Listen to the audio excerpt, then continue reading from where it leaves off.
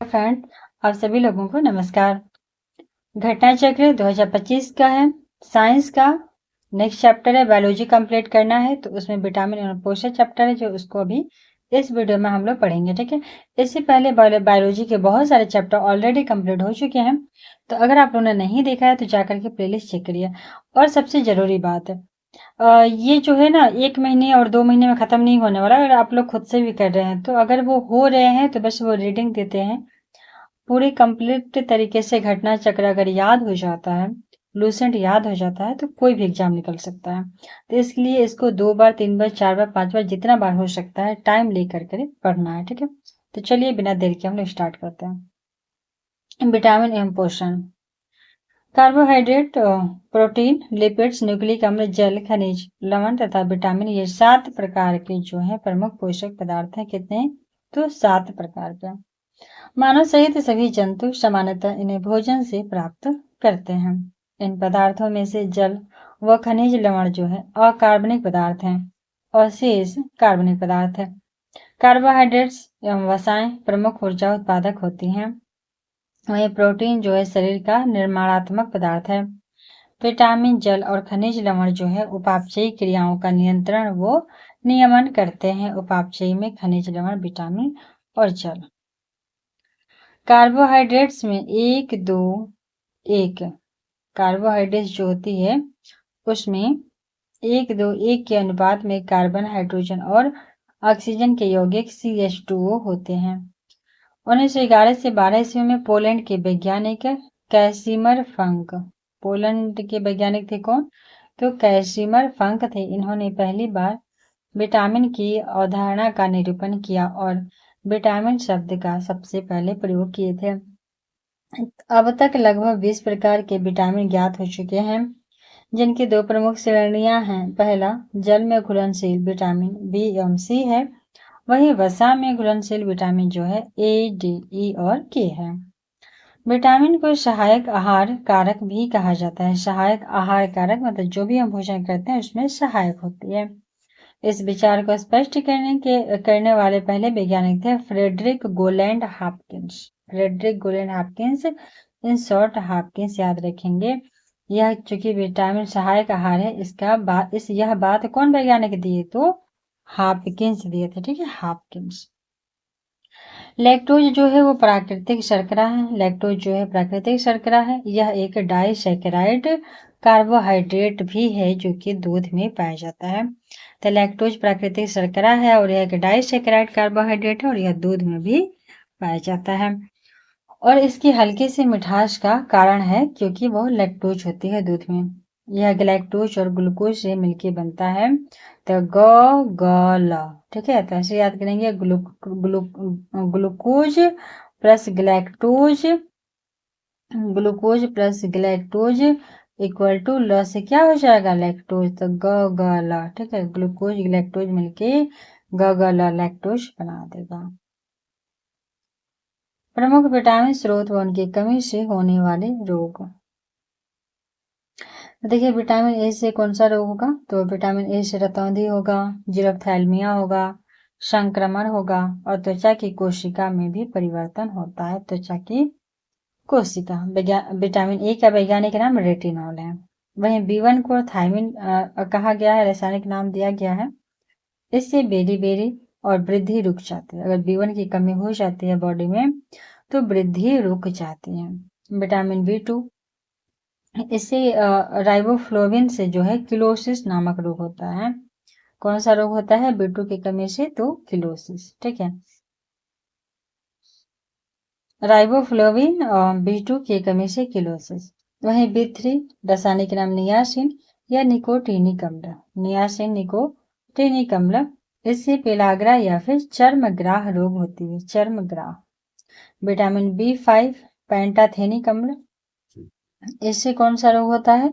तो बाल सफेद होता है। मेनली B5 से बाल सफेद, चर्म रोग और वृद्धि इसकी कम हो जाती है। ठीक है, शरीर की वृद्धि कम हो जाती है, बाल सफेद हो जाता है और B5 से चर्म रोग हो जाता है। वहीं B3 से पेलाग्रा या चर्मग्राह। B6 से क्या होगा? तो इसमें भी चर्म रोग होगा और पेशी ऐंठन होती है और रक्त छीड़ता है, एनीमिया। ठीक है, रक्त छीड़ता है जिसको एनीमिया कहते हैं। तो एनीमिया किसकी कमी से होता है? B6 की कमी से होता है। इसके अलावा B9 की कमी से होता है और फिर B12 की कमी से होता है। तो एनीमिया 3 की कमी से होता है एनीमिया, ठीक है। एनीमिया B6 प्लस B9 और प्लस B12, तो इसको याद रखना है। 6 3 9 3 12, ठीक है। तो B6 B9 और B12 तीनों की कमी से एनीमिया देखने को मिलता है। वहीं बाल सफेद B5 से होगा पेंटोथेनिक से, और बाल झड़ेगा B7 की कमी से बायोटिन से, ठीक है। तो बाल सफेद होगा B5 और बाल झड़ेगा B7, झड़ेगा 7, ठीक है, झड़ेगा 7 और सफेद 5। और विटामिन सी की कमी से क्या होती है? स्कर्वी रोग होती है, ठीक है। विटामिन सी की कमी से स्कर्वी रोग होती है। इसके पहले चर्म रोग भी देखिए 2-3 में दिया है, तो चर्म रोग देखिए किसमें है। तो यह चर्म रोग लाइन से ही है। B3 से चर्मग्राह, एक तरह से वही चर्म का ही रोग है। पेलाग्रा जो है B5 से भी होती है चर्म रोग, B6 से भी चर्म रोग है, और फिर B7 से भी है। तो यहाँ पे B3 plus B5 plus B6 plus B7, तो लाइन से यहाँ पे देखिए 3 से लेकर के 7 तक चार जो है विटामिन उसकी कमी से पेलाग्रा होता है। तो B3 से शुरू होता है, B7 पे जाता है। वही एनीमिया का बात करें तो B6 plus B9 plus B12 से होता है, ठीक है। और बालों का झड़ना B7 से, झड़ना जो हो जाएगा B7 से, और बालों का सफेद होना B5 से होता है। B9 से क्या होगी? तो रक्त क्षीणता, वही हम लोग जस्ट में देखे थे। इसके अलावा कुंठित वृद्धि भी होगी। B12 साइनोकोबालामीन, इससे घातक रक्त क्षीणता या तंत्र की गड़बड़ियां होती हैं। B9 को फोलिक अम्ल कहेंगे और B7 को बायोटिन। B9 फोलिक अम्ल होता है, B7 बायोटिन होता है, और B6 जो है वो पायरिडॉक्सिन है। B6 पायरिडॉक्सिन है। विटामिन सी स्कार्बिक अम्ल नाम भी है, इससे रोग भी स्कर्वी होगा।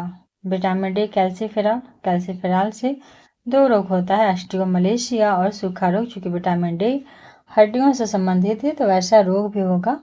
सूखा रोग रिकेट्स जिसको बोलेंगे, और ऑस्टियोमलेशिया होगा। विटामिन ई टोकोफेरॉल, इसकी कमी से जनन क्षमता की कमी, जननांग तथा पेशियां कमजोर हो जाते हैं। तो विटामिन ई टोकोफेरॉल से जनन क्षमता की कमी होती है, जननांग और पेशियां जो हैं वो कमजोर हो जाते हैं। विटामिन के का रासायनिक नाम है नेफ्थोक्विनोन। नेफ्थोक्विनोन से क्या होती है? तो चोट जहाँ पे लगता है वहाँ पे रक्त का थक्का नहीं जमता है, विटामिन के की कमी है। और इसके लिए हरी सब्जियां, अंडा, सोयाबीन, आंत्र के बैक्टीरिया सब खाना चाहिए। तो देखिए यहाँ पे विटामिन डी मिलता है मक्खन से, मछली के तेल से, अंडा से, सूर्य के प्रकाश से। विटामिन ई मिलता है तेल से, गेहूं से, अंडे की जर्दी और सोयाबीन से। विटामिन सी मिलता है आंवला, नींबू, जो भी खट्टी सब्जियां, टमाटर वगैरह से। इसके अलावा यहाँ पे है विटामिन B12, तो B12 मांस से मिलेगा, मछली से, अंडा, दूध, आंत के जीवाणु से मिलेगा। और B12 के अलावा यहाँ पे B9 हो जाएगा, तो B9 किससे मिलेगा? तो B9 हरी सब्जियां, फलियां, ईस्ट, मांस, अंडे। B9 के पहले था B7 जिससे बालों का झड़ना हो रहा था, तो यह मांस, गेहूं, अंडा, सब्जी, फल से मिलेगा। चर्म रोग, रक्त क्षीणता, पेशी ऐंठन B6 है, तो B6 मिलेगा दूध, ईस्ट, अनाज और मांस से मिलेगा। वहीं B5 का बात करें जिससे बाल सफेद होता है, तो अंडा, दूध, मांस, मूंगफली खाने से बाल सफेद नहीं होगा। अंडा, दूध, मांस और मूंगफली।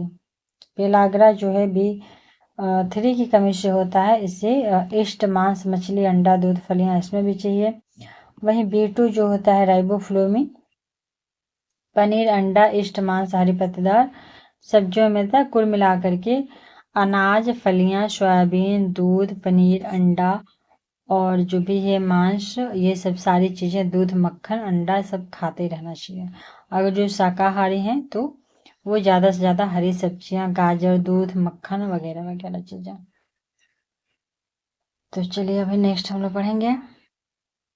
तो केसिन, ठीक है, केसिन जो है एक फास्फोप्रोटीन है। केसीन एक फास्फोप्रोटीन है जो कि दूध में पाया जाता है। इसकी उपस्थिति के कारण ही दूध का रंग सफेद रंग का होता है। गाय के दूध का हल्का पीला रंग बीटा कैरोटीन की उपस्थिति के कारण होता है। हल्का पीला बीटा कैरोटीन। दुग्ध प्रोटीन को पचाने वाला एंजाइम रेनिन होता है जो दूध के घुलनशील प्रोटीन केसिन को अर्धठोस एवं कम घुलनशील कैल्शियम पैराकैसिनेट में परिवर्तित करके दूध को दही के रूप में जमा देता है। तो दूध में रेनिन होता है जो कि इसमें अर्धठोस जो प्रोटीन है केसिन है उसको और ज़्यादा सरल बना देता है। ठीक है, तो रेनिन जो होता है छोटी आंत में देखने को अमाशय में देखने को मिलता है। तो अमाशय में जो रेनिन होती है एंजाइम होती है वो केसिन जो दूध में मौजूद होता है उसको और ज़्यादा घुलनशील कैल्शियम पैराकैसिनेट में परिवर्तित कर देता है। केसिन एक फास्फोप्रोटीन भी होता है। ठीक है, केसिन एक फास्फोप्रोटीन होता है। शिशुओं में जो बच्चे होते हैं जठर रस में यह पाचक एंजाइम रेनिन जो है देखने को मिलता है। ठीक है, जठर रस जो निकलती है ना अमाशय से, तो वहाँ पे जठर रस में एंजाइम रेनिन देखने को मिलता है क्योंकि शिशु जो होते हैं दूध पे ही 1 ईयर तक रहते हैं, किंतु वयस्क में इसका अभाव होता है क्योंकि धीरे धीरे वयस्क जो होते हैं कंप्लीट दूध पर निर्भर रहना बंद कर देता है। दूध जो है लैक्टोबैसिलस बैक्टीरिया के कारण खराब या खट्टा सौर होता है या एक अति महत्वपूर्ण जीवाणु होता है। दूध जो है वो बैक्टीरिया के कारण लैक्टोबैसिलस बैक्टीरिया के कारण खराब या खट्टा होता है और यह एक महत्वपूर्ण जीवाणु है जो कि पाचक नाल में पाया जाता है।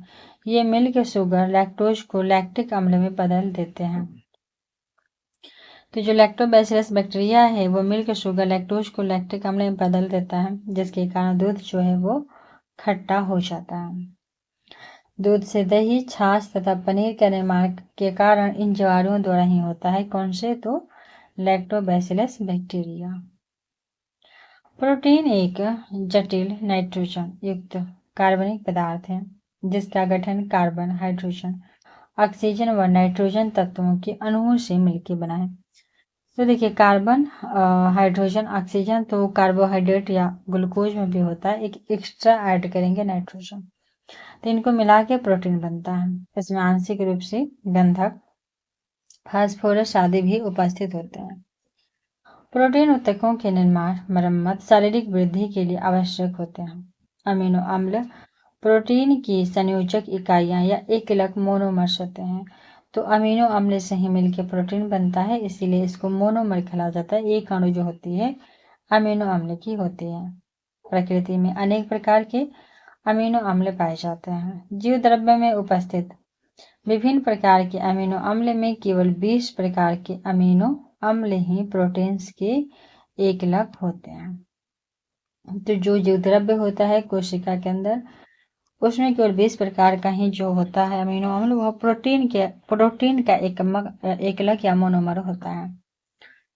और उसमें भी उस 20 में भी जो 10 प्रकार के हैं अमीनो अम्ल वह भोजन से भी प्राप्त हो सकता है, लेकिन बाकी के जो 10 हैं वो शरीर की कोशिकाओं में भी बन सकते हैं। तो 10 प्रकार का भोजन से भी प्राप्त हो सकता है और शरीर की कोशिकाओं में भी बन सकता है ये 10 प्रकार के अमीनो अम्ल। ये अनिवार्य नॉन एसेंशियल अमीनो अम्ल कहलाते हैं जो भोजन से मिलते हैं और शरीर के अंदर बनते हैं, वो नॉन एसेंशियल अमीनो अम्ल हैं। शेष जो 10 प्रकार के अमीनो अम्ल हैं वो मानव भोजन से प्राप्त करता है, इसलिए ये अनिवार्य इसेंशियल अमीनो अम्ल कहलाते हैं। क्योंकि जो शरीर खुद बना दे रहा है वो इसेंशियल थोड़े है, वो तो नॉन इसेंशियल है क्योंकि उसके लिए कोई बाह्य चीज़ों को लेने की आवश्यकता नहीं है। लेकिन जो भोजन से मिलता है वो इसेंशियल आता है। ठीक है, वो जरूरी है, वो भोजन से मिलना चाहिए 10 प्रकार का।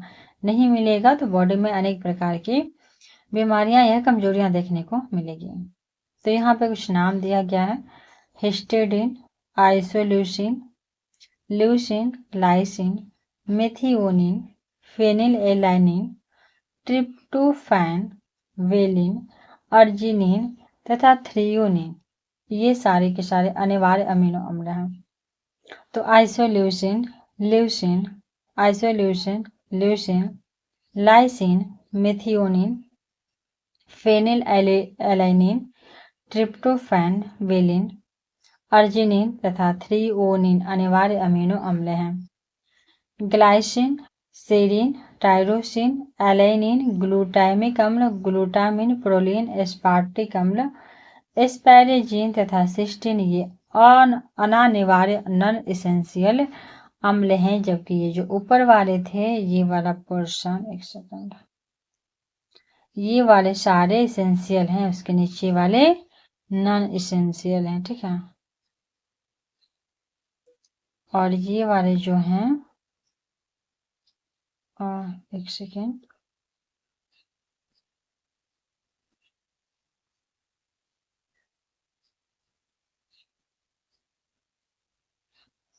तो ये वाले नॉन एसेंशियल हैं। ठीक है, ऊपर वाले एसेंशियल और नीचे वाले नॉन एसेंशियल। अल्फा केराटिन जो होता है एक प्रोटीन है जो कि सींग, बाल, नाखून, खुर, त्वचा आदि में उपस्थित होता है। कौन? तो अल्फा केराटिन। यह केराटिन का एक प्रकार है, अल्फा केराटिन। टायरोसिन जो है, टायरोसिन वह मस्तिष्क में एड्रेनलिन, एपिनेफ्रिन, नॉर एपिनेफ्रिन और डोपामाइन आदि न्यूरोट्रांसमीटर का निर्माण करता है। ठीक है, तो टायरोसिन जो होती है मस्तिष्क में एड्रेनलिन या फिर उसको एपिनेफ्रिन कहेंगे, या नॉर एड्रेनलिन या उसको नॉर एपिनेफ्रिन कहेंगे। इसके अलावा डोपामाइन जैसे न्यूरोट्रांसमीटर का निर्माण करता है। कौन? तो टायरोसिन। कौन करेगा? टायरोसिन। दूध में लगभग 87% जल पाया जाता है। दूध में जल कितना है? तो 87%। इसके अतिरिक्त इसमें वसा, प्रोटीन, कार्बोहाइड्रेट, कैल्शियम, पोटेशियम इत्यादि भी पाए जाते हैं। तो दूध में 87% जल है। इसके अलावा इसमें वसा है, प्रोटीन है, कार्बोहाइड्रेट है, कैल्शियम है और पोटेशियम भी है। दूध को पूर्ण आहार, कंप्लीट डाइट कहा गया है। दूध को पूर्ण आहार या कंप्लीट डाइट कहा गया है, जो कि सभी अवस्थाओं के लिए सर्वमान्य भोजन है। सामान्य क्रियाशील महिला के लिए प्रोटीन की उपयुक्त दैनिक मात्रा जो है 45 से 46 ग्राम है, जबकि गर्भवती महिला और बच्चे को दूध पिलाने वाली महिला को इससे अधिक मात्रा की आवश्यकता होती है, 45-46 ग्राम से ज़्यादा। दूध पिलाने वाली मां को प्रतिदिन लगभग 65 से 70 ग्राम प्रोटीन की आवश्यकता होती है, जबकि एक वयस्क जो महिला है, क्रियाशील है, उसको 45 से 46 ग्राम। मंड या स्टार्च तथा सेलुलोज दोनों का वानस्पतिक उद्भव हुआ है। मंड, स्टार्च या सेलुलोज दोनों वानस्पतिक हैं। ठीक है, यह ग्लूकोज अणु से निर्मित बहुलक या पॉलीमर्स हैं।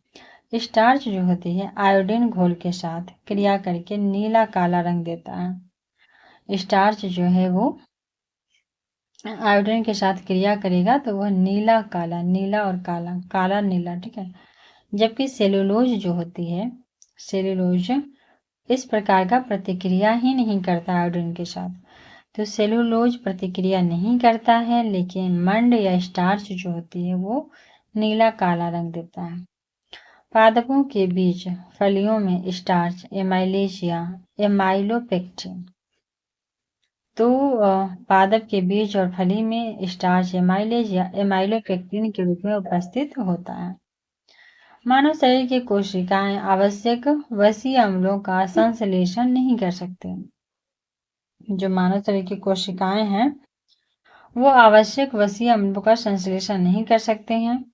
इसके अलावा लिनोलेइक अम्ल तथा अल्फा लिनोलेनिक अम्ल मानव स्वास्थ्य के लिए आवश्यक वसीय अम्ल या इसेंशियल फैटी एसिड है। तो जो लिनोलेनिक अम्ल है और अल्फा लिनोलेनिक अम्ल है ये मानव स्वास्थ्य के लिए आवश्यक है फैटी एसिड। ठीक है, लिनोलेनिक अम्ल और अल्फा लिनोलेनिक अम्ल, लिनोलेनिक अम्ल और अल्फा लिनोलेनिक अम्ल, लिनोलेनिक अल्फा। तिलहनी फसलों में अधिकतम अल्फा लिनोलेनिक अम्ल अलसी या तीसी में पाया जाता है। अल्फा लिनोलेनिक अम्ल एक ओमेगा 3 वसीय अम्ल है, जो कि रक्त नलिकाओं में वसा के जमाव को रोकने में सक्षम होता है। वहीं असंतृप्त वसा अनसैचुरेटेड जो फैट है वो संतृप्त वसा की तुलना में अधिक अभिक्रियाशील होता है।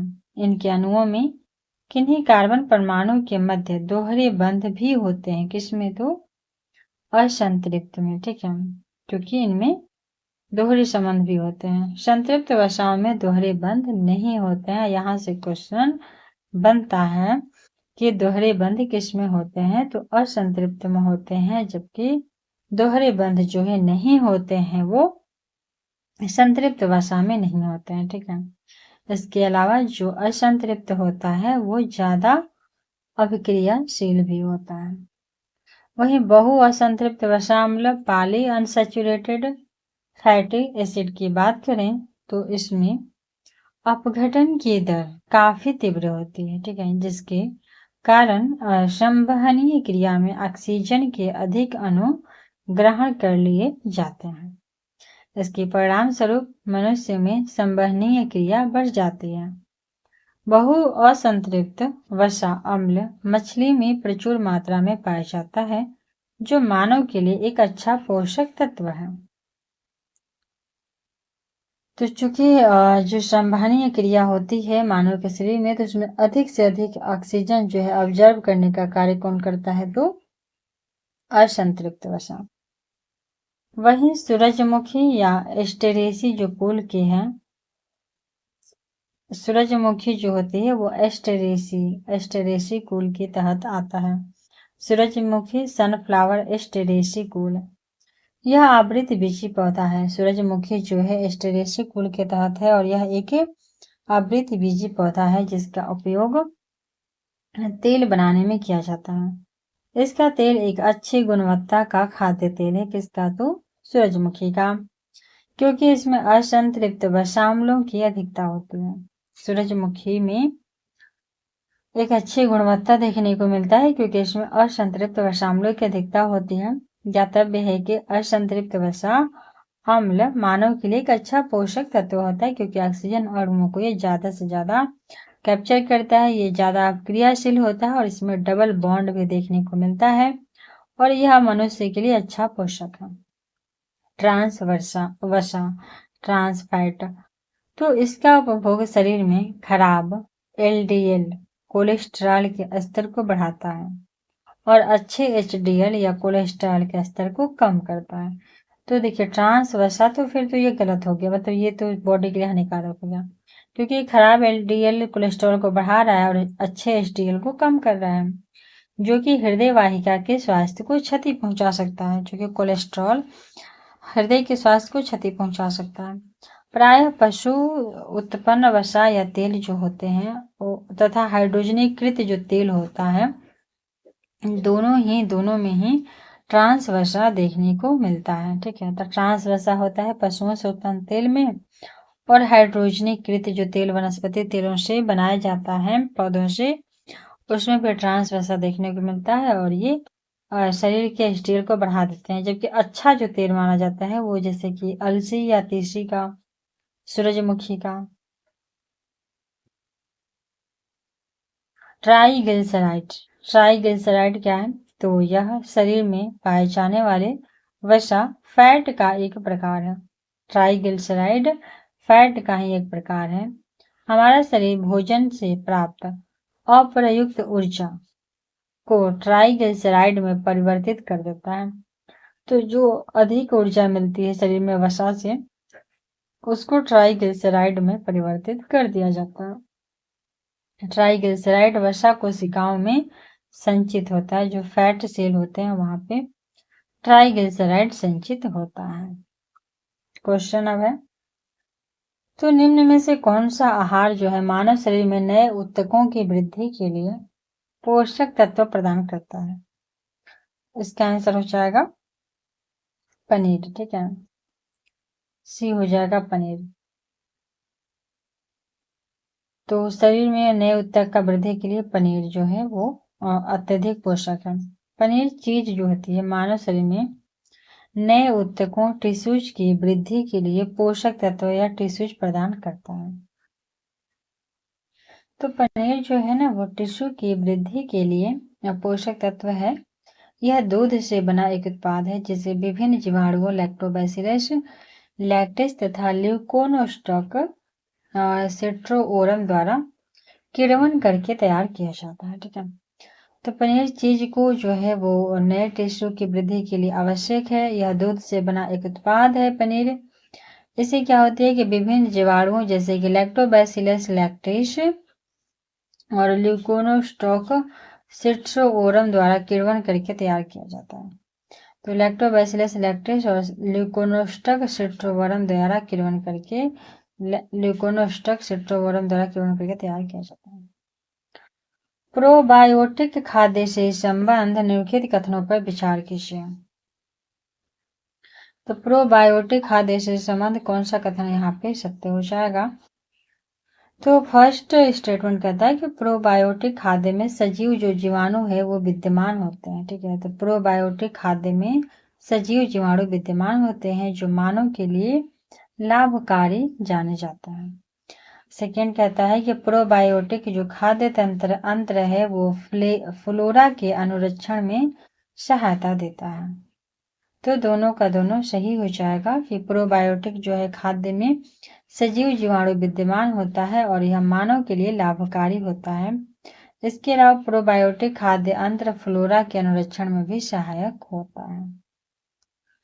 प्रोबायोटिक खाद्य में मानव के लिए लाभकारी सजीव जीवाणु विद्यमान होते हैं। साथ ही प्रोबायोटिक जो खाद्य होते हैं वो अंतर फ्लोरा के अनुरक्षण मेंटेनेंस में सहायक होता है।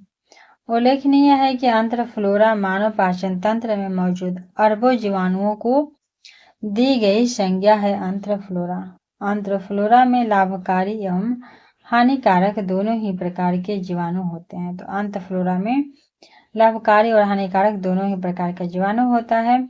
वहीं प्रोबायोटिक जो खाद्य होती है उसके लाभकारी जीवाणु अंतर फ्लोरा के हानिकारक जीवाणुओं के साथ संतुलन बनाने में सहायक सिद्ध होता है। प्रजैविक या प्रोबायोटिक्स के संदर्भ में निम्नलिखित कथनों पर विचार कीजिए। तो प्रजैविक या प्रोबायोटिक्स जो है वो उसके लिए कौन सा कथन सत्य है? तो यहाँ पे पहला कह रहा है कि जो प्रजैविक होते हैं प्रोबायोटिक्स होते हैं वो जीवाणु और इष्ट दोनों के बने होते हैं। ठीक है, वो जीवाणु और इष्ट दोनों के बने होते हैं। तो यह कथन बिल्कुल सही है कि प्रजैविक प्रोबायोटिक्स जो है वो जीवाणु और इष्ट दोनों के बने होते हैं। इसके अलावा जो प्रजैविक होते हैं प्रोबायोटिक्स वो दुग्ध शर्कराओं के पाचन में सहायक है। ठीक है, दुग्ध पर शर्करा की पाचन में भी सहायक होता है। सेकेंड कह रहा है कि प्रजैविक में जीव खाए जाने वाले खाद्य में होते हैं किंतु वे नैसर्गिक रूप से हमारी आहार नली में नहीं पाए जाते। तो ये स्टेटमेंट गलत हो जाएगा। अब गलत क्यों होगा? तो देखिए प्रजैविक या प्रोबायोटिक्स जो होते हैं वो एक ऐसा सूक्ष्म जीव है जिनका सेवन मानव शरीर हेतु लाभदायक होता है। प्रजैविक में मुख्यतः जीवाणु एवं इष्ट सम्मिलित होते हैं। तो पहला सही हो जाएगा। उल्लेखनीय है कि खाने के अलावा इन प्रजैविकों का लेप भी मानव शरीर हेतु लाभप्रद होता है। तो खाने के अलावा इस प्रोबायोटिक्स या प्रजैविक का कहीं लेप किया जा रहा है तो वो भी फायदेमंद है। प्रजैविक में पाए जाने वाले सूक्ष्म जो जीव होते हैं जो बैक्टीरिया होते हैं वो नैसर्गिक रूप से हमारे शरीर के आंतरिक भागों में भी पाए जाते हैं जिनमें आहार नली प्रमुख है। तो यह दूसरा कथन जो है यहाँ पे क्या कह रहा था कि वो नहीं पाए जाते हैं आहार नली में, तो वो गलत हो जाएगा क्योंकि वो ऑलरेडी पाए जाते हैं ये चीजें जो हम सेवन करते हैं। ये प्रजैविक दुग्ध में पाई जाने वाली लैक्टोज के हाइड्रोलिसिस को बढ़ाते हैं और इस तरह दुग्ध शर्कराओं के पाचन में सहायक सिद्ध होता है। तो ये भी सही है तीसरा भी कि यह पाचन में दुग्ध शर्करा के सहायक होता है। कौन?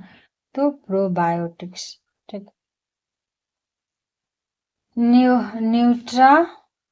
न्यूट्रास्टिकल्स उत्पाद हैं जिनमें होते हैं क्या?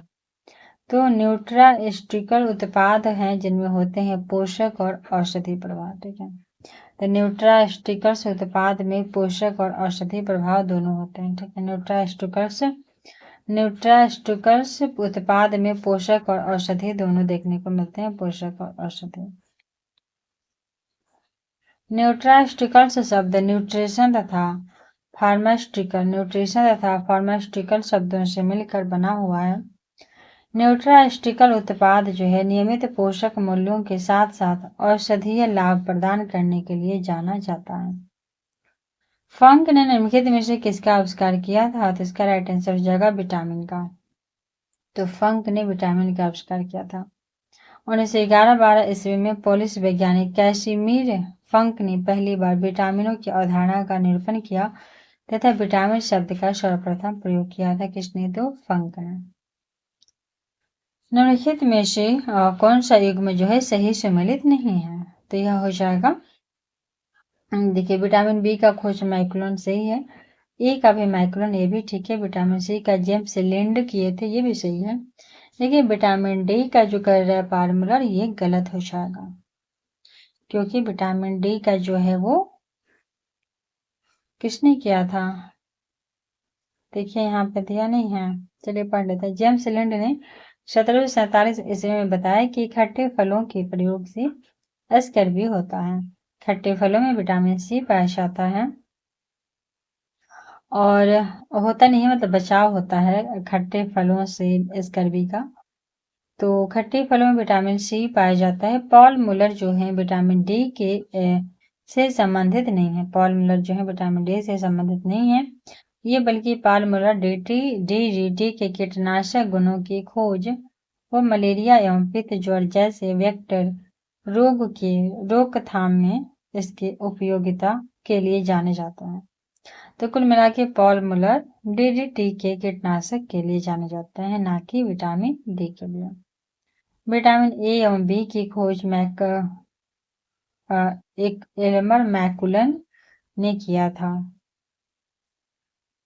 और ये मैकोकुलम है, ठीक है। यहाँ पे मैकुलन कह रहा है नाम, ये त्रुटिपूर्ण है, इसका नाम है एल्मर मैकोकुलम, जो ए और बी का खोज किया था। डी का तो यहाँ दिया ही नहीं किसने खोज किया।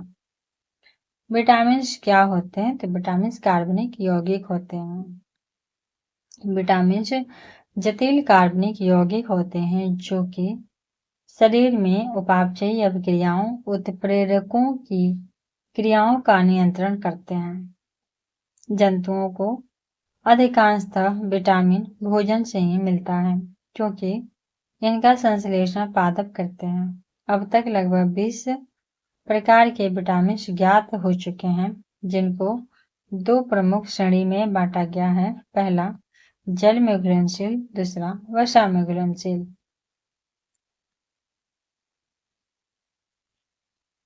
8 नंबर क्वेश्चन है कि निम्नलिखित में से यौगिकों के किस समूह को सहायक आहार कारक कहा जाता है? तो विटामिन एक ऐसा यौगिक है जो सहायक आहार कारक है। यह किसने कहा? तो फ्रेडरिक गोलैंड हॉपकिंस। कथन और कारण बताना है, कौन सा कथन सत्य है, कारण क्या है, इसका एक्सप्लेनेशन है कि नहीं। तो अधिकांश विटामिन मानव शरीर में संश्लेषित नहीं किया जाता है। तो बिल्कुल ठीक है, कुछ विटामिन मानव शरीर में नहीं होता है, बस 10 ही होता है। मानव अंग जो है केवल अनिवार्य सूक्ष्म पोषकों का ही संश्लेषण करते हैं। ऐसा नहीं है कि बस अनिवार्य का ही करेगा, वो अनिवार्य का भी कुछ करता है, तो वो गलत हो जाएगा। अधिकांश विटामिन जो है मानव शरीर में संश्लेषित नहीं किए जाते हैं और इसलिए उन्हें पर्याप्त मात्रा में भोजन द्वारा ग्रहण किया जाता है। मानव शरीर विटामिन डी, के और B12 का संश्लेषण कर सकता है, ठीक है। तो जो मानव शरीर है वो 3 विटामिन का संश्लेषण कर सकता है, विटामिन डी का, विटामिन के का और विटामिन B12 का। डी के बी12 मानव शरीर हेतु आवश्यक विटामिन, खनिज, आहारीय घटकों को शरीर स्वयं निर्मित नहीं कर सकता। इन्हें ही अनिवार्य सूक्ष्म पोषक कहते हैं। तो वही कह रहा है कि अनिवार्य सूक्ष्म पोषक विटामिन, खनिज और आहारीय घटक होते हैं, इनको शरीर स्वयं पर्याप्त मात्रा में निर्मित नहीं कर सकता। तो यह अनिवार्य सूक्ष्म पोषक होते हैं, इसलिए यहाँ पे कारण कह रहा है कि गलत है, क्योंकि कारण कह रहा है कि मानव अंग केवल अनिवार्य सूक्ष्म पोषक है संश्लेषण करता है, क्योंकि यहाँ जो अंग है वो तो अनिवार्य सूक्ष्म पोषक का संश्लेषण कर ही नहीं रहा है। अनिवार्य खनिज है, खनिज का संश्लेषण कर ही नहीं रहा है। विटामिन से उसका कर ही नहीं रहा, सिर्फ कर रहा है क्या, विटामिन में डी के बी 12 का जो भी चीजें हैं उसका संश्लेषण नहीं करता है। कथन और कारण, तो मानव शरीर अपने लिए सभी विटामिनों का संश्लेषण कर सकता है। सभी विटामिन का तो नहीं कर सकता है, तो ये गलत हो जाएगा। शरीर के उचित विकास के लिए विटामिन अनिवार्य होते हैं, बिल्कुल अनिवार्य होगा। तो देखिए यहाँ पे क्या आंसर बनाया है, तो आंसर डी बनाया है, ये गलत और आर सही है बिल्कुल। तो शरीर के उचित विकास के लिए विटामिन अनिवार्य होता है, विटामिन अनिवार्य होता है। इनकी कमी से हीनता डेफिशिएंसी डिजीज होती है। मानव शरीर में सभी विटामिन का संश्लेषण नहीं होता है, सिर्फ डी के और बी 12 ही संश्लेषित होते हैं, डी के बी 12। विटामिन के बारे में कौन सा कथन सही नहीं है, तो कुछ विटामिन आंतरिक सूक्ष्म जीव द्वारा संश्लेषित किए जा सकते हैं, तो बिल्कुल किए जाते ही हैं। कुछ कह रहा है तो किए जाते हैं। कुछ विटामिन हार्मोन की तरह कार्य करते हैं, बिल्कुल, जैसे डी। कुछ विटामिन शरीर में जमा होते हैं, बिल्कुल। और कह रहा है कि विटामिन के जल में घुलनशील विटामिन है, तो गलत हो जाएगा, क्योंकि जल में सिर्फ बी और सी है। ए डी ई के जो है वो वसा में घुलनशील है। निम्न में से कौन से विटामिन जो है वसा में घुलनशील है, तो ए और डी है, ठीक है। ए डी ई के है, लेकिन ई के साथ वाला ऑप्शन नहीं दिया, क्योंकि सी इसमें, बी इसमें, सी इसमें, इसलिए सब गलत हो जाएगा। कौन सा विटामिन जल में घुलनशील है, तो बी और सी। जल में वही सेम क्वेश्चन। कुछ विटामिन जो है वसा में घुलनशील है, जबकि अन्य जल में, तो ए डी ई के जो है वसा में और बी और सी जल में। जीवधारियों को कम से कम 27 तत्वों की आवश्यकता होती है, जिनमें ऐसे 15 धातुएं हैं। इनमें जो प्रभुत मात्रा में आवश्यक होती हैं वे हैं कौन कौन से, तो जीवधारियों को 27 तत्व चाहिए कम से कम, उससे ज्यादा भी हैं, लेकिन कम से कम 27 तो चाहिए हैं। इसमें से 15 धातु है, 27 में से 15 धातु हैं। और इसमें अनिवार्य जो है पोटेशियम, सोडियम, मैग्नीशियम और calcium. Potassium, sodium, magnesium, calcium तो जरूरी है ही हड्डी के लिए। Sodium, magnesium, potassium.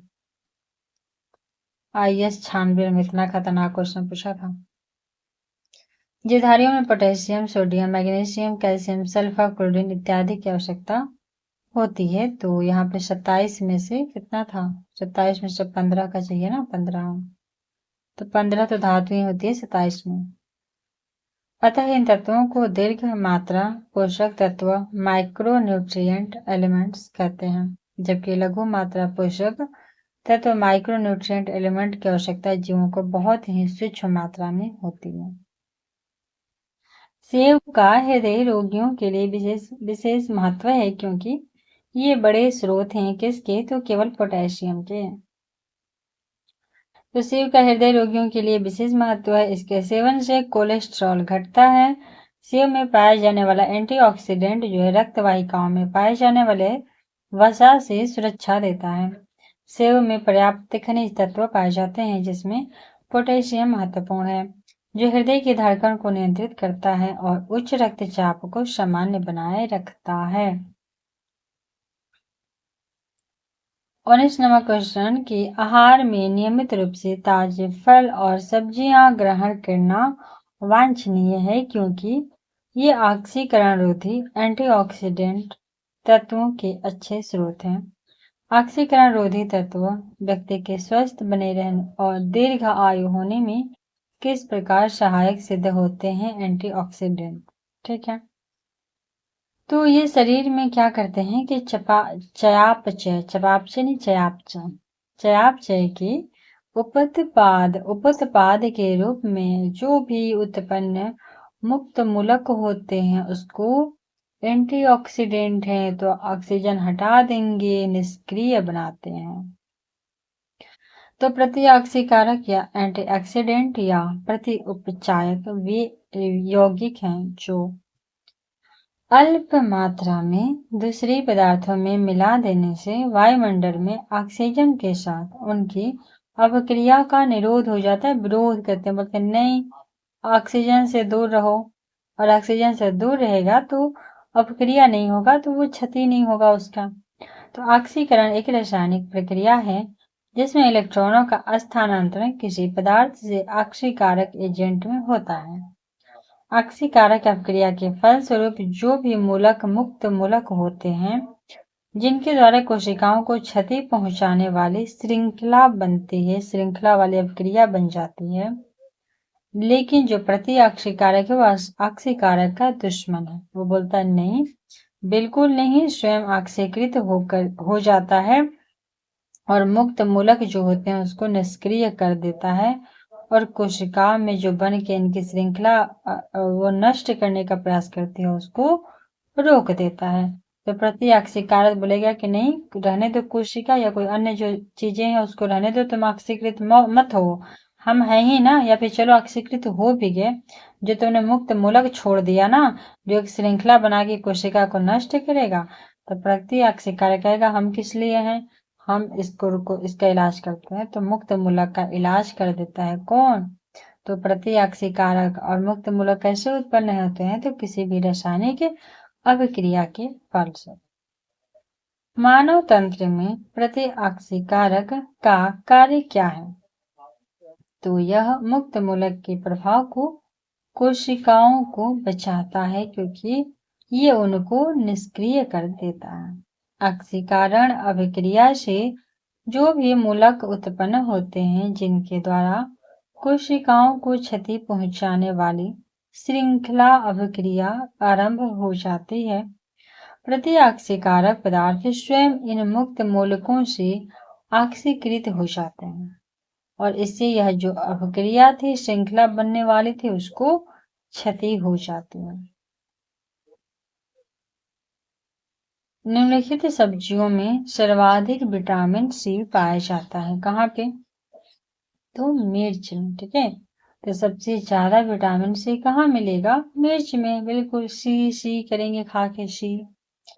तो विटामिन सी मिर्च में पाई जाती है, जिसमें 100 ग्राम मिर्च में 143.7 मिलीग्राम, 100 ग्राम कुम्हड़े में कोहड़ा 9 मिलीग्राम मिलता है विटामिन सी, और 100 ग्राम मटर में 40 मिलीग्राम, और मूली में भी 14.8 है। और विटामिन सी सब जगह से मिल रहा है। कोहड़ा खाइए, यहाँ कोहड़ा लिखा है, मिर्च खाइए, मटर खाइए, मूली खाइए, सब विटामिन सी देगा। विटामिन जो खट्टे फलों में या साइट्रस में पाए जाते हैं तथा जो चर्म को स्वस्थ रखने में जरूरी होता है, वो कौन से विटामिन है? तो सी ही है। विटामिन सी विभिन्न प्रकार के खट्टे फलों, साइट्रस जैसे कि नींबू, संतरा, आंवला इत्यादि में पाया जाता है। यह जल में घुलनशील एक विटामिन है जो कि चर्म को स्वस्थ रखने, दांतों के डेंटिन के निर्माण, कोलाजन तंतुओं के निर्माण इत्यादि में कार्य करता है। शरीर में इसकी कमी होने से स्कर्वी रोग या स्कर्वी डिजीज हो जाता है। विटामिन सी का मुख्य स्रोत है कौन सा? तो कच्चा एवं ताजा फल। दूध में मुख्य रूप से विटामिन ए, B12, डी और के उपस्थित होता है। दालों में मुख्यतः प्रोटीन जो है वो प्रचुर मात्रा में होता है। घी में वसा की प्रचुरता होती है, वहीं विटामिन सी खट्टे या साइट्रस फलों में पाया जाता है। विटामिन सी का सबसे उत्तम स्रोत है कौन सा? तो आंवला हो जाएगा। विटामिन सी का रासायनिक नाम एस्कॉर्बिक एसिड या एस्कॉर्बिक अम्ल है तथा इसका सबसे उत्तम स्रोत जो है वो आंवला है। इसके अलावा खट्टे फलों जैसे नींबू, संतरा, मौसमी में भी प्रचुर मात्रा में विटामिन सी मिलता है। इसके प्रमुख कार्य ऊतकों में कोशिकाओं को परस्पर बांधे रखने वाले अंतर कोशिकाओं पदार्थ के मैट्रिक्स कोलेजन तंतुओं मैट्रिक्स और कोलेजन तंतुओं तथा दांतों के डेंटिन के निर्माण को समान अवस्था में बनाए रखने का है। यह जल में घुलनशील होता है। इसकी कमी से शरीर में अशकर्बी हो जाता है और घाव भी नहीं भरता है। विटामिन सी की कमी से निम्नलिखित में से कौन विटामिन सी का सबसे अच्छा स्रोत है? तो आंवला। निम्न में से किस में विटामिन सी की मात्रा सर्वाधिक होती है? तो संतरा में। विटामिन सी का रासायनिक नाम है कौन सा? तो स्कार्बिक अम्ल। विटामिन सी का रासायनिक नाम है स्कार्बिक अम्ल। विटामिन सी का सबसे ज्यादा प्रचुर स्रोत कौन सा है? तो विटामिन सी है। घाव भरने के लिए कौन सा सहायक है? Vitamin C. किसके अवशोषण में विटामिन सी मदद करता है? तो लोहा के। ठीक है, लोहा के अवशोषण में सी मदद करता है। कैल्शियम एवं मैग्नीशियम के साथ विटामिन डी ग्रहण करने पे यह विटामिन कैल्शियम, मैग्नीशियम और अन्य खनिजों के अवशोषण की दर में वृद्धि करता है। इसी तरह विटामिन सी जो है लोहा के अवशोषण में सहायक होता है। और आप लोगों ने एक चीज नोटिस किया होगा, जब भी डॉक्टर दवा देता है कैल्शियम का तो उसके साथ विटामिन डी का भी देता है। अब बात समझ आई, इसलिए देता है ना कि कैल्शियम को अच्छे से ग्रहण करने के लिए विटामिन डी आवश्यक है। ठीक है, तो कैल्शियम मैग्नीशियम के साथ विटामिन डी आवश्यक है। और विटामिन सी भी लोहा की अवशोषण में सहायक होता है। निम्नलिखित विटामिनों में से कौन सा शरीर में भंडारित नहीं होता? तो बिल्कुल विटामिन सी नहीं होता है, क्योंकि विटामिन सी जल में विलय है और शीघ्र ही मूत्र के साथ उत्सर्जित हो जाता है। निम्नलिखित में से किस विटामिन की कमी से खून का थक्का धीरे बनने की बीमारी होती है? तो विटामिन के। विटामिन के की कमी के कारण शरीर में खून का थक्का बनने के धीरे धीरे बनती है। इस विटामिन को रुधिर स्राव रोधी पदार्थ एंटी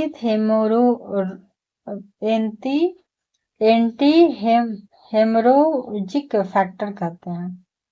इसकी कमी वाले व्यक्तियों का ऑपरेशन आसानी से नहीं किया जा सकता, क्योंकि अधिक ब्लड उनको बह जाने का डर रहता है। इसलिए ऑपरेशन से पहले हर प्रकार की जांच की जाती है कि वो व्यक्ति उस ऑपरेशन को झेल पाएगा या नहीं। निम्नलिखित में से कौन सा विटामिन मनुष्य में रक्त के जमने के लिए जिम्मेदार है? तो बिल्कुल के हो जाएगा। रक्त का थक्का बनने में कौन विटामिन? के विटामिन। रुधिर में स्कंदन में कौन विटामिन? तो के विटामिन। स्कंदन में थक्का ही होता है। फिर से सेम क्वेश्चन के निम्नलिखित में से कौन सा विटामिन प्रति स्कंदन विषों की प्रतिविष प्रतिकारक के रूप में प्रयोग होगा? तो के। प्रति स्कंदक विषों के प्रतिविष प्रतिकारक या एंटीडोट के रूप में विटामिन के का प्रयोग किया जाता है। विष का एंटीडोट भी विटामिन के ही है, क्योंकि वहां पे उसको जमा देगा, थक्का बना देगा ना जहां पे रहेगा विष, तो वो एंटीडोट है, क्योंकि वो विष वहां से फैलने ही नहीं देगा, उसको क्लॉट कर देगा विटामिन के। निम्नलिखित में से क्या आंत के जीवाणु द्वारा संश्लेषित होता है? तो देखिए आंत क्या बनाएगा? आंत बनाएगा विटामिन बी12 और विटामिन के। तो मनुष्य के आंत के जीवाणु द्वारा बी12 और फिर के का दोनों का संश्लेषण होता है, बी12 और के का आंत द्वारा। विटामिन डी का स्रोत है सूर्य की किरण। विटामिन डी का स्रोत सूर्य की किरण है। वास्तव में सूर्य की किरण के द्वारा विटामिन डी बनता है। इसके अलावा मक्खन, यकृत, अंडों की जर्दी, ब्रिक इत्यादि से भी यह मिलता है विटामिन डी। विटामिन डी की कमी से बच्चों में रिकेट्स और वयस्क में ऑस्टियोमलेसिया नामक बीमारी हो जाता है। कैल्शियम में विटामिन डी की संयुक्त रूप से कमी होने पर वयस्क में ऑस्टियोपोरोसिस नामक बीमारी होती है। बच्चों में रिकेट्स और वयस्क में ऑस्टियोमलेसिया और दोनों की कमी से ऑस्टियोपोरोसिस। ठीक है, विटामिन डी और कैल्शियम दोनों की कमी से ऑस्टियोपोरोसिस वयस्क में होगी और विटामिन डी की कमी से ऑस्टियोमलेसिया होगी, वहीं बच्चों में रिकेट्स देखने को मिलेगा। ठीक है, चलिए। नेक्स्ट क्वेश्चन है 40 नंबर की, सूर्य की किरण से कौन सा विटामिन मिलेगा? तो डी।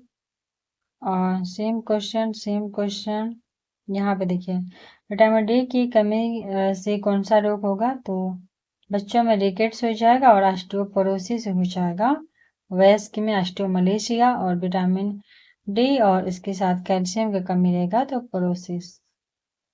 विटामिन डी में क्या पाया जाता है? तो कैल्सीफेरॉल। विटामिन डी का रासायनिक नाम कैल्सीफेरॉल है। विटामिन सी का नाम एस्कॉर्बिक अम्ल है और विटामिन ई का रेटिनॉल है। किस विटामिन को आर्गो कैल्सीफेरॉल कहते हैं? तो विटामिन डी2 को कहते हैं आर्गो कैल्सीफेरॉल। डी2 का नाम है आर्गो कैल्सीफेरॉल। डी1 डी2 डी3 ऐसे होता है ना, तो डी2 को आर्गो कैल्सीफेरॉल, वहीं डी3 को पोलो कैल्सीफेरॉल। और विटामिन डी2 जो है वो डी का वह प्रकार है जो मुख्यतः भोजन व आहार अनुपूरक के रूप में मनुष्यों को प्राप्त होता है। मुख्य रूप से भोजन में यह मक्खन, मशरूम, दूध, पनीर, मांस, अंडों की जर्दी, मछली के तेल आदि में मिलता है। इसकी कमी से बच्चों में सूखा रोग या फिर रिकेट्स हो जाता है। तो डी2 बहुत इंपॉर्टेंट है शरीर के लिए और इसमें आर्गो कैल्सीफेरॉल मिलता है। डी3 में कोलो कैल्सीफेरॉल मिलता है। कोलो कैल्सीफेरॉल रासायनिक यौगिक का नाम है किसका? तो विटामिन डी के, और उसके अंदर भी जाएंगे तो डी3 का। कोलो कैल्सीफेरॉल विटामिन डी का है रासायनिक नाम। जंतुओं में दो सक्रिय विटामिन डी होते हैं, कोलो कैल्सीफेरॉल और आर्गो कैल्सीफेरॉल। आर्गो कैल्सीफेरॉल का संश्लेषण स्वयं जंतु शरीर में होता है, अर्थात डी2 का संश्लेषण खुद शरीर के अंदर होता है, किंतु इसकी प्रक्रिया जटिल होती है। सूर्य के प्रकाश के पराबैंगनी किरण के प्रभाव से आर्गोस्ट्रॉल नामक पदार्थ से इष्ट कोशिकाएं आर्गो कैल्सीफेरॉल का संश्लेषण करती हैं। तो पराबैंगनी किरण का प्रभाव रहेगा, आर्गोस्ट्रॉल जो पदार्थ होती है वह इष्ट कोशिका से लेकर के आर्गो कैल्सीफेरॉल का निर्माण करता है। निम्नलिखित में से किस विटामिन को हार्मोन कहा जाता है? तो विटामिन डी को। विटामिन डी को हार्मोन माना जाता है। इसके सर्जन में कैल्सीफेरॉल पाया जाता है। जंतुओं में दो सक्रिय विटामिन डी हुए, कोलो कैल्सीफेरॉल और आर्गो कैल्सीफेरॉल। कोलो कैल्सीफेरॉल का संश्लेषण स्वयं जंतु अर्थात डी2 का संश्लेषण खुद कर लेता है, भले ही जटिल होती है। वही आर्गो कोलो कैल्सीफेरॉल डी3 है, सॉरी कोलो वाला डी3 है, इसका संश्लेषण स्वयं जंतु करता है, इसकी प्रक्रिया जटिल है। वहीं आर्गो कैल्सीफेरॉल का संश्लेषण जो है वो सूर्य प्रकाश के पराबैंगनी किरणों के प्रभाव से आर्गोस्ट्रॉल नामक पदार्थ से इष्ट कोशिकाएं करती हैं। तो इष्ट कोशिका करती है पराबैंगनी के प्रभाव से आर्गोस्ट्रॉल नामक पदार्थ से, ठीक है। और ये पदार्थ पाने के लिए खाना पड़ता है, मशरूम, प्रोटीन, मशरूम, पनीर और ये सब खमीर वगैरह। निम्नलिखित में से कौन सा युग्म सही सुमेलित नहीं है? तो देखिए यहाँ पे हो जाएगा नियासिन B3 है, पेलाग्रा होता है। थाइमिन से बेरी, विटामिन डी से सूखा रोग, और डी वाला गलत है क्योंकि बंध्यापन के से नहीं बल्कि विटामिन ई से होता है, ठीक है, ई से।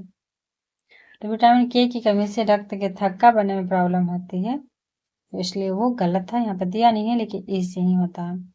रतौंधी किसकी कमी से होगी? तो विटामिन ए की कमी से होगी। देख कितने एग्जाम में पूछा है। खट्टे फलों जैसे नींबू, संतरा, आंवला, इस सब में विटामिन सी की प्रचुरता होती है। मानव शरीर में विटामिन ए संचित होता है कहाँ? तो यकृत में। मानव शरीर में यकृत में विटामिन ए की काफी मात्रा संचित रहती है। विटामिन ए का रासायनिक नाम रेटिनॉल है, जिसकी कमी से शरीर में रतौंधी हो जाता है। यह विटामिन सामान्य दृष्टि के लिए आवश्यक होती है। इस विटामिन को संक्रमण रोधी विटामिन भी कहते हैं। इसके प्रमुख स्रोत हैं दूध, मक्खन, अंडा, मछली का तेल और गाजर इत्यादि। मानव शरीर में विटामिन ए कहाँ पे होती है भंडारित? तो यकृत में। किसमें विटामिन ए की मात्रा अधिक हुए? तो ये हो जाएगा गाजर में, ठीक है, गाजर में। तो ये जो है मुख्य रूप से गाजर में पाया जाता है। यह विटामिन नेत्र ज्योति के लिए आवश्यक है। आंख के लिए गाजर आवश्यक है। पालक में मुख्यतः लौह तत्व होती है जो रक्त में हीमोग्लोबिन की सांद्रता में योगदान करता है। इससे ऑक्सीजन का परिवहन भी सुगमता से होता है, इसलिए पालक भी खाते रहना चाहिए। निम्नलिखित में से कौन सा एक विटामिन ए का प्रचुरतम स्रोत है? तो आम। आम में सभी फलों से अधिक विटामिन ए पाया जाता है। इसके साथ साथ इसमें विटामिन सी और ई भी पाया जाता है, लेकिन विटामिन ए आम में भी ज्यादा पाया जाता है, पपीता, अमरूद, सेब से भी ज्यादा। विटामिन ई का महत्वपूर्ण स्रोत कौन है? तो गेहूं अंकुर का तेल हो जाएगा। मानव शरीर को स्वस्थ बनाए रखने के लिए जिन विटामिनों की जरूरत पड़ती है उनमें से सबसे महत्वपूर्ण विटामिन में से एक विटामिन ई है, जो कि एंटीऑक्सीडेंट के रूप में मानव शरीर में कोशिकाओं को समान रूप से कार्य करने में सहायता प्रदान करता है। विटामिन ई जो है वसा में घुलनशील विटामिन है, जो कि गेहूं के अंकुर के तेल में सबसे अधिक पाया जाता है और यह इसका सबसे महत्वपूर्ण स्रोत है। विटामिन ई को बंध्यात्व रोधी कारक एंटी स्टेरिलिटी फैक्टर भी कहते हैं। निम्नलिखित में से किसका निर्माण हमारे शरीर में नहीं होता है? तो ये हो जाएगा विटामिन ए। विटामिन ए का जो निर्माण है वो हमारे शरीर में नहीं होता है। विटामिन ए रेटिनॉल मानव शरीर द्वारा संश्लेषित नहीं किया जा सकते, किंतु विटामिन की, विटामिन बी12 और विटामिन डी जो है वो मानव शरीर द्वारा संश्लेषित हो सकता है। ठीक है, तो विटामिन की, विटामिन बी12, विटामिन डी संश्लेषित हो जाता है, जबकि ए जो है वो संश्लेषित नहीं होता है। सामान्य दृष्टि के लिए कौन सा विटामिन आवश्यक होता है? तो रेटिनॉल होता है। मानव शरीर में यकृत में विटामिन ए ही काफी मात्रा में संचित रहती है। विटामिन ए का रासायनिक नाम रेटिनॉल है, जिसकी कमी से शरीर में रतौंधी हो जाती है। यह विटामिन सामान्य दृष्टि के लिए आवश्यक होती है। इस विटामिन को संक्रमण रोधी विटामिन भी कहते हैं। इसके प्रमुख स्रोत है दूध, मक्खन, अंडा, मछली का तेल, गाजर इत्यादि। कथन और कारण। यदि कोई व्यक्ति हरी सब्जियां खाना बंद कर दे तो उसे रतौंधी हो जाएगा। तो यह गलत बात है। हरी सब्जी से नहीं रतौंधी हो जाएगा, जो वो नहीं खाएगा तो रतौंधी हो गया। विटामिन ए की कमी से रतौंधी होता है। गाजर खा रहा है तो उसमें मिल जाती है विटामिन ए। यदि कोई व्यक्ति हरी सब्जियां खाना बंद कर दे तो उससे विटामिन ए की कमी हो सकती है और विटामिन ए की कमी से रतौंधी रोग हो सकता है। लेकिन यह इंगित करना कि हरी सब्जियां नहीं खाने से रतौंधी होगा तो यह गलत बात है। ठीक है, क्योंकि अगर हरी सब्जी नहीं खाता तो विटामिन ए कहीं और से भी ले सकता है। किस विटामिन में कोबाल्ट होता है? तो वो हो जाएगा बी12। ठीक है, बी12 में कोबाल्ट होता है। तो कोबाल्ट एक खनिज लवण है जो कि विटामिन बी12 साइनोकोबालामिन का महत्वपूर्ण घटक है। विटामिन बी12 वृद्धि के लिए आवश्यक होता है और इसकी कमी से तंत्रिका तंत्र की कार्य की फिजियोलॉजी भी गड़बड़ हो जाती है। विटामिन बी12 के महत्वपूर्ण स्रोत है मांस, मछली, यकृत, दूध, पनीर इत्यादि। आंत के जीवाणु भी इसका संश्लेषण करते हैं।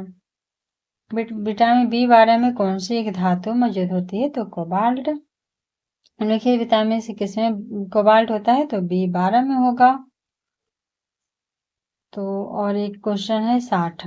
तो यहाँ पे कथन है, कथन कह रहा है कि बी12 यकृत में लगभग 3 से 5 साल तक संग्रहित रहता है।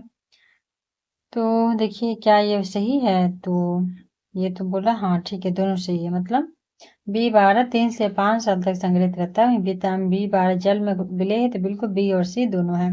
तो दोनों सही है, लेकिन उसका सही है व्याख्या नहीं करता है। ये जल में घुलनशील है इसलिए नहीं वो 3 से 5 साल संग्रहित रहेगा। यकृत कोशिकाओं में एडीई के और बी12 का संचय होता है। एडीई की जो भी वसा में घुलनशील है, इसके अलावा बी12 का भी संचय होता है। विटामिन बी12 का रासायनिक नाम साइनोकोबालामिन है। यह विटामिन यकृत में 3 से 5 साल तक संग्रहित रहता है। विटामिन बी के इतने सारे रूप हैं बी1, बी2, बी3, बी5, बी6, 7, 9 और 12। विटामिन सी जल में घुलनशील विटामिन है, लेकिन घुलनशील विटामिन का शरीर द्वारा उपयोग किए जाने के बाद बची हुई मात्रा मूत्र के माध्यम से विसर्जित कर दिया जाता है। लेकिन प्रश्न में दिया गया कारण कथन का स्पष्टीकरण नहीं है। तो ये चीजें हैं, लेकिन बी12 जो है चूंकि ये मूत्र से जो एक्स्ट्रा बचता है वो मूत्र के द्वारा उत्सर्जित होता है, परंतु बी12 के एक्सेप्शन है जो कि 3 से 5 वर्षों तक यहाँ पे यकृत में स्टोर होता है। तो चलिए, इस वीडियो में बहुत ज़्यादा हो गया, 1 घंटे की हो गई लगभग, तो 60 नंबर क्वेश्चन तक भी हो गया। नेक्स्ट जो बचा हुआ क्वेश्चन है, इसमें अभी और भी होगा, मे बी 100 के आसपास है, 90 क्वेश्चन। तो उसको हम लोग नेक्स्ट पार्ट में देखेंगे, नेक्स्ट वीडियो में। ठीक है, थैंक्स फॉर वॉचिंग, मिलते हैं नेक्स्ट वीडियो में।